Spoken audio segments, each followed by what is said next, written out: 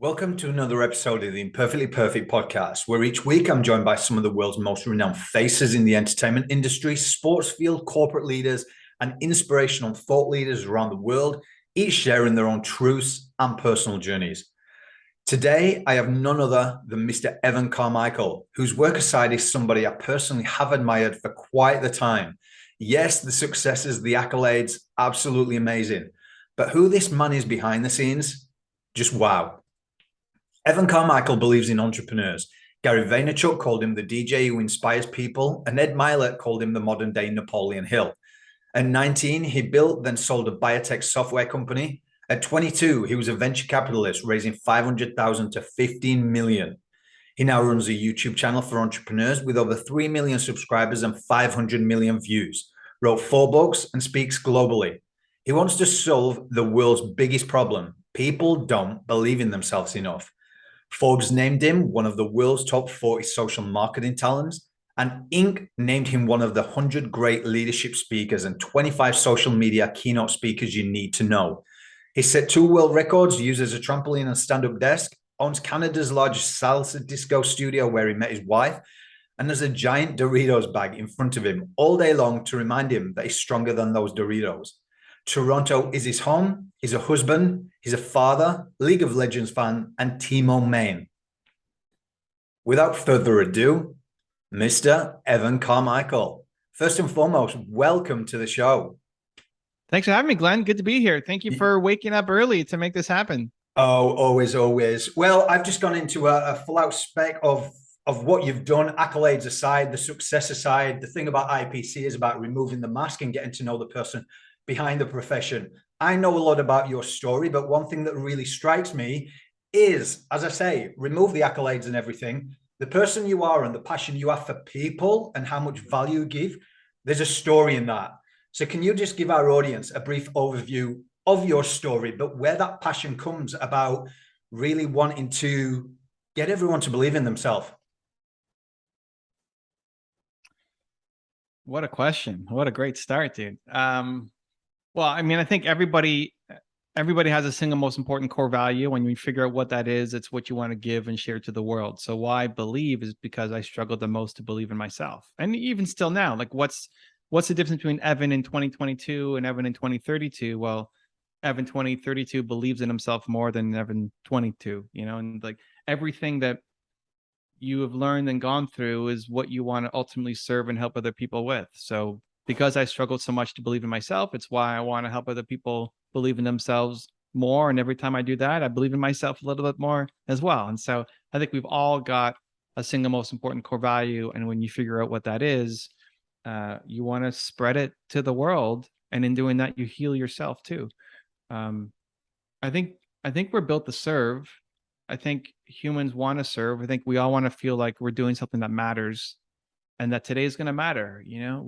We all want to wake up and feel like today is going to matter to somebody, that we're going to make something, talk to somebody, create something that's going to touch somebody else's life in some way.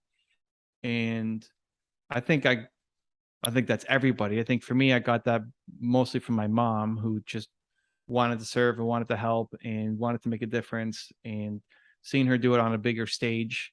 And she led a life as public service. And seeing her do that made me want to do something on a bigger stage. I think some of us want to go change the world. You and I, big mission, let's change the world. Let's go do stuff. And other people, I look at my wife, like doesn't have ambitions to change the world, but still wants to serve the 25 people who are closest to her and much more rooted in the one-on-one relationships and super tight, deep personal connections. So either way, though, everybody wants to serve. And if you're feeling depressed or lonely or unhappy or suicidal, a lot of it is because you just feel like you don't matter and you don't mean anything to anybody else. And if you're feeling like today does matter and you're going to have an impact on somebody else's life, that's the path to happiness and fulfillment. So what a question to start off the show. Let's go, Glenn. See, I go different, and this is going to go even deeper for you, Evan, because I'm glad that you touched upon the depression and everything there, because it's all about Imperfectly Perfect and uncovering everything. But one of the things that stands out to me in your story, which I wanted to go into depth on, was this whole piece around when you was younger, you did see or your parents noticed some behavioral patterns changing, you became withdrawn and you saw a child psychologist. Further to that, there was one lady called Mrs. Farr who helped you believe in yourself. Now, what I wanted to know in your story when I was reading this is she helped you believe in yourself. So where you are now and all the successes, if Mrs. Farr was in front of you right now, what would you like to say to her? Wow. Just thank you. Thank you for believing in me. Thank you for listening to me. Thank you for being a support system for me. Thank you for taking the time and for caring. And a lot of this is because of the faith that you had in me. And I'm super grateful. You know, I mean, that would be somewhere along those lines. You're getting me all emotional thinking about my French teacher from high school. She was French teacher as well. So what was she making you believe in yourself in French whilst learning simultaneously? Oh, that's Okay, a joke. so no, I mean, interesting. So here's what happened. I mean, I went to French immersion school and I had a lot of, and dive in wherever you want, you know, like I love, you might tell some interesting stories we haven't told before. So this is cool. I went to a French immersion school and had a lot of behavioral problems. I had an undiagnosed hearing problem, which did not help. But I had a lot of nervous tics. I still have some that pop up every now and then. You may see my ears twitch up and down. But they were a lot worse before. And it was French all day. Like you learned math in French. You learned everything in French. And I went to see a child psychologist and I didn't know what we were doing. I didn't know what a child psychologist was. I had to look at pictures of butterflies and ink patterns and whatever. And like, what do you see? And we played games. And the conclusion was you have to get Evan out of that school. So they took me out of that school and they brought me into a new school, which ended up being way better for me. The caveat was I was kick ass at French because I learned everything in French. Right. So when I got to this new school, I forget what grade I was in, grade 6 or something, grade 5, I think. I was already as good at French as like the people who are graduating high school, right? Not because I'm a genius, and actually languages are hard for me, but because I just spent 2 years in complete French immersion doing everything in French. And so when I got into high school, I skipped way ahead. So I was in grade 9 or grade 10, and I was put in like the graduating class, French class. So I was by far the youngest by like 3 or 4 years in that class. And I'm the freshman and they're the seniors and I'm in their class and I'm kicking their ass with French. Again, not because I'm a genius, but because I already learned this stuff. Yep. And Madame Farr was my teacher in that class. And I was getting picked on like crazy. And like seniors are never nice to the freshmen, let alone like if they're in their same class and they're losing to them at that subject. And so she always kind of looked out for me and asked me how I was doing and made sure that I wasn't being picked on too much and kind of was a shield for me in that class. Then when I became a senior, every student got to pick a teacher to be what they call their teacher mentor.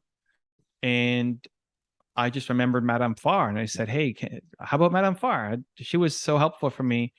And most of the students never ended up even going to meet their teacher mentor. And she just set a time and said, hey, how about every Thursday, half an hour before class starts, and I would be there and show up Thursday before class. And she, I don't even remember what she said. You know, there was no like one moment that I really think that like that conversation was the one, but she just sat there and we talked for half an hour every week. And she just asked me how I was doing and supported me and answered whatever questions and helped me navigate kind of the next step. High school can be a rough place for a lot of people and just helped me navigate all of that and was able to have, I guess, conversations with an adult that for whatever reason, I don't want to come home and tell my parents about and I love my parents, but you know, yeah. You don't always want to share everything with your parents when you're a teenager. So yeah, she was very supportive and helpful and service on a very individual level, right? So like not trying to change the world, but trying to change one student at a time who comes through her path. And think I've taken some of those elements into the work that I do in terms of coaching entrepreneurs and helping them and trying to spread belief. I'm really just trying to be either my parents or Madame Farr or Mrs. Farr for the world and for the entrepreneurs that I come across. Love that. I love that. And you know what? I would love to say, if I had the ability to do one of those surprises where I go, Evan, just look to your right. I've just organized Mrs. Farr to turn up. Just it would be amazing. I'm so nervous about it because I don't know what I would. It's like I haven't thought about it, and I'm so overwhelmed with gratitude that I would probably just hug her and not have words. Oh. Do you know where she is these days? Like, I don't even know if she's still alive. I don't know. I tried looking her up after, because this is 20 years ago. I'm 42. I graduated when you graduate, 19, 18, 19. This is like 23, 24 years ago. I have no idea. I remember when I was a couple years out of university, I tried to look her up if she was still at the school, but she had left the school, so she wasn't teaching there anymore. So yeah, I don't know. Wow. Where she's at. There's an old, I don't know if it's still on because I live in Australia, but there's a thing in the UK called This Is Your Life, where the presenter brings every single person. Oh, it would be incredible. But further on to that, so Mrs. Farr obviously made a huge impact in your life. So with a lot of the external stuff that people see, you've interviewed some of the biggest names in the world. I mean, you're on the platform with all these people. Your platform's a lot bigger than a lot of these people, but if I could remove all that, the accolades and everything, as I always say, when people talk about the 5 people that you want to be around, or these people, on an external, that looks great. But on an internal, the person that you are, Evan, what would you say means the most to you about those 5 people around you and some of these big names that you've interviewed? Take everything they've achieved away. What is a commonality between all of them that you like? Between all of the people who I guess I'm hanging out with who are like the hyperachievers, it's the ambition and the drive and they all have the self-doubt and they all have the insecurities, like big name people who you would recognize have no idea what they're doing and like don't believe in themselves but then they just do it. So they feel the same thing that we feel, but then they just still show up and they go off and they do it. That's probably the thing that I take away and respect the most when you're sitting around the dinner table or whatever and you hear what they're working on and what they're concerned about. It's like they have all the same problems that I have. All the same insecurities and thoughts that I have, but they just get up and do it and they don't overthink and they just start. So that's probably the one most common thing. That being said, I'd say there's that group of the high level kind of achievers, thought leaders, entrepreneurs, great. But then there's also like I get the ambition and drive and ideas and big thinking maybe for them, but then also there's other groups of people I like to hang out with who may not be as successful, but inspire me in different ways. Like even doing that, like you is great. You're here. Like you woke up at whatever time, 4:30 in the morning or whatever, to be here and do this and asking great questions and caring and researching the story. And we're recording this on the Thursday, and Thursday is always my interview day. And I've had like interviews and podcasts all day long, and I make those yes or no decisions purely based off of vibe. The guy before you right here was like one of his first shows. Wow. But I love the vibe. Yeah. Like I wish somebody had taken a chance on me when I was first getting started. And maybe me going on makes a difference for him that gives him momentum to carry on. I've been people's first guest on their show and then they never release it. Like they never even release that episode or they release the one episode and then that's it. And they stop.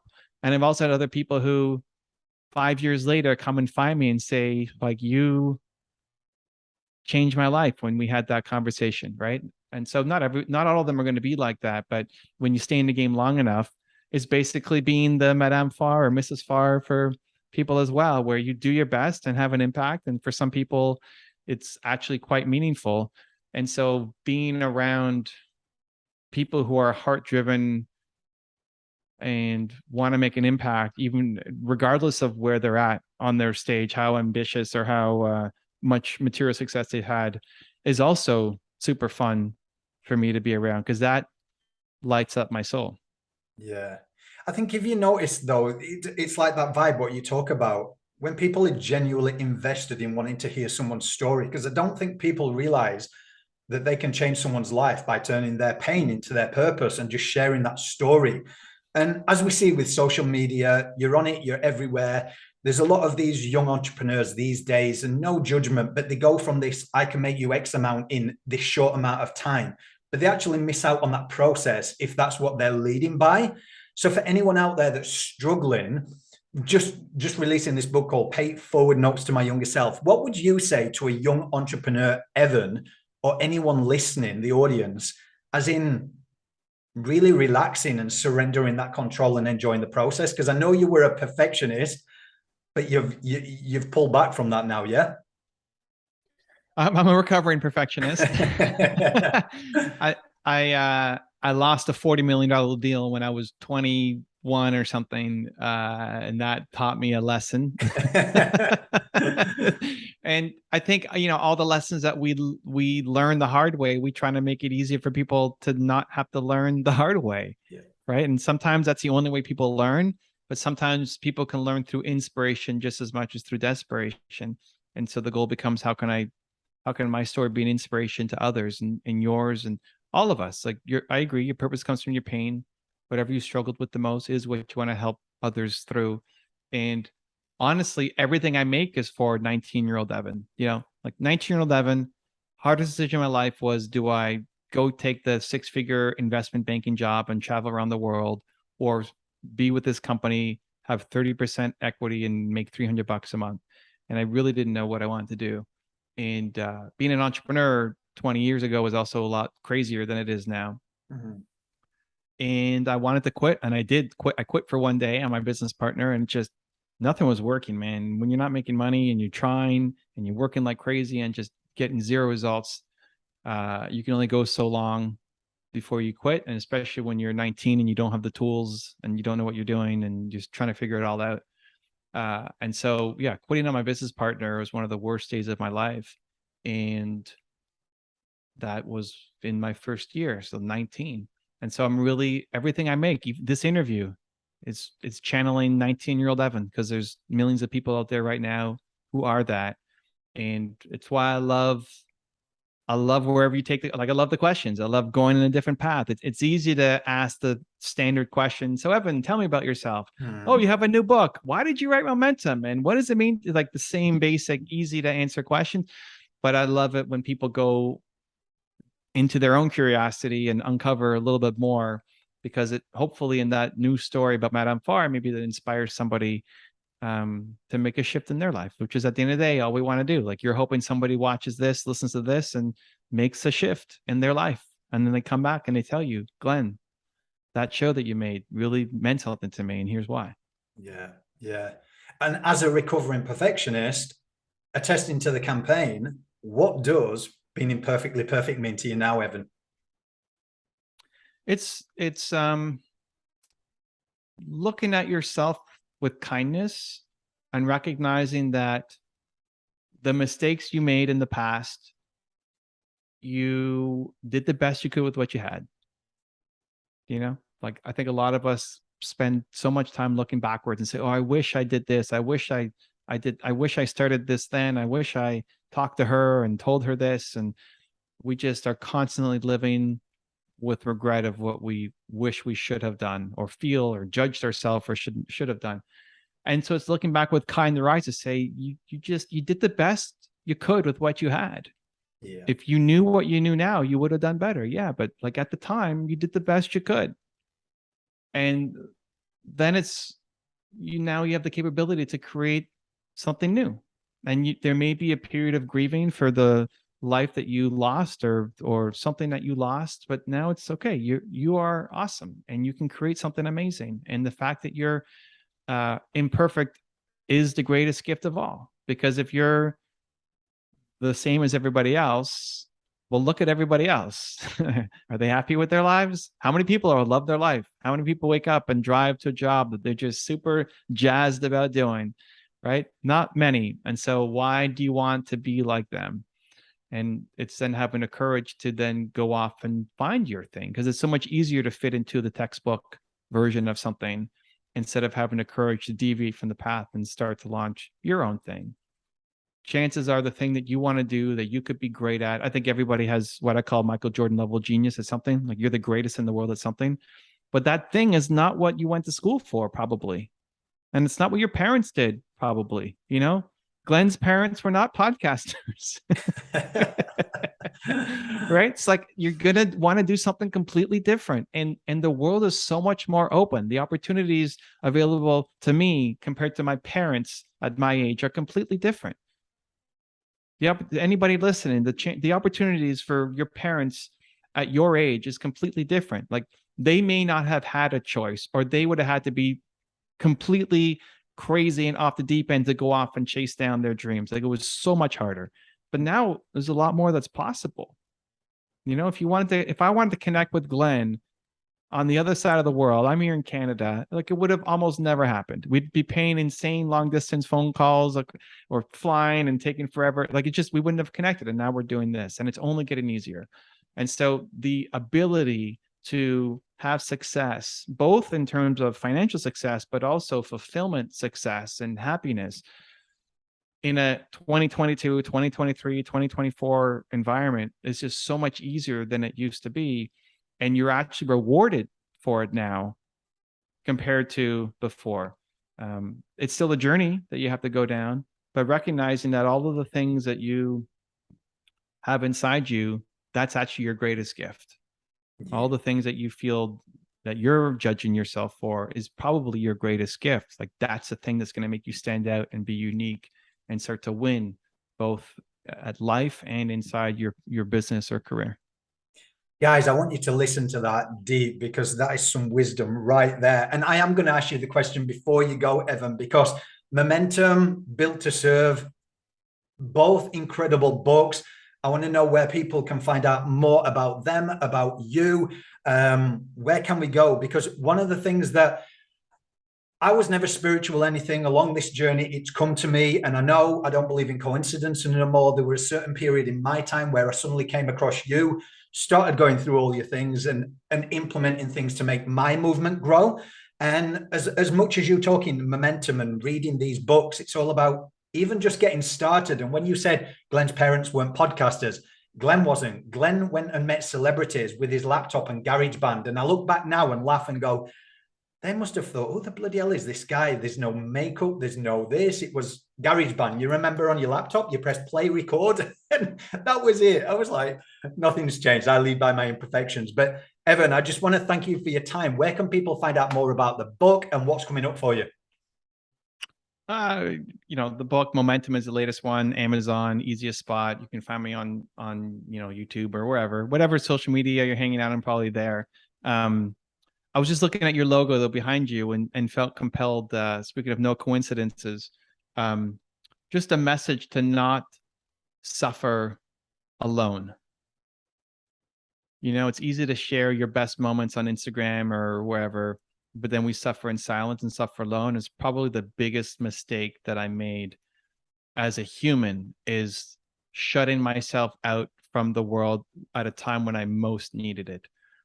So when I had no money and I couldn't afford to do anything, and my friends wanted to go out and I couldn't afford it, I wouldn't say I couldn't afford it. I'd say I'm hustling. I'm living the entrepreneur life, grinding on my business. Meanwhile, it's like $20 for pizza and beer I couldn't afford it. And I was too embarrassed and ashamed to tell them, because I'm sure they could have found the way. Somebody could have spotted me. We could have stayed in, like we could have easily done something, but I isolated myself at a time when I needed it the most. There was a post that I saw recently on Instagram where somebody said, I'd rather hear your story than attend your funeral. And so if you're in a really down spot right now, you don't have to suffer alone. There's groups, like maybe you can't talk to your parents or your friends or family, but there's groups, there's communities. Reach out, join them, even anonymously, just to share your story, because that little bit of connection could make the difference. And when you're really low, you're not thinking of changing the world. You know, you're not thinking of, I'm going to make this huge empire and I'm going to start my own show and I'm going to become this, have 1 million subscribers or whatever. You know, you're just trying to get by.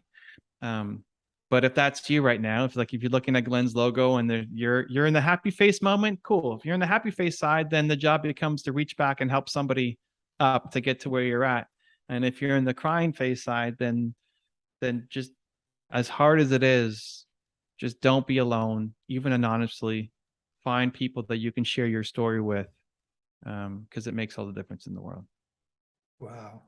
And Evan, that I just want to say from me to you, that just makes me even more respectful of what you do and who you are as a person, because you lead by compassion, you're humble, the humility, you lead by your journey, sharing all the failures and everything that it goes. In this day and age, like you say, entrepreneurship, everyone's the highlights, but you lead from a different angle, which is a testament to everything that you've achieved. So on behalf of myself, on behalf of IPC and our audience, I just want to thank you for everything that you do.